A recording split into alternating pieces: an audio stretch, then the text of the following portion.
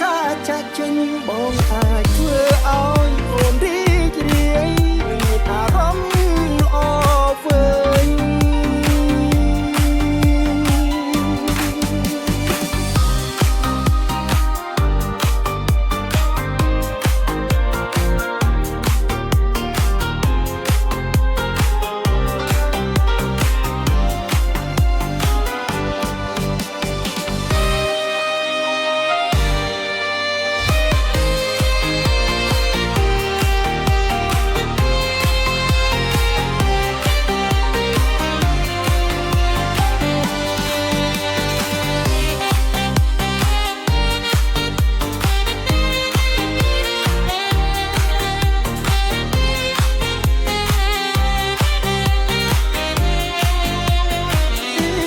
បើគេសួរ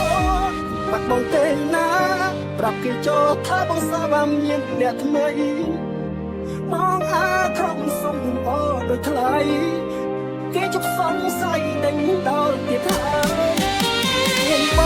ងពួកយើងធ្វើតមនុស្សគួរឲ្យស្អប់អ្នកនេះមិនគំខាំងទៀតឡើយបងខំថាចាក់ចេញបងអាចធ្វើឲ្យអូនរីករាយមានអារម្មណ៍ល្អវិញ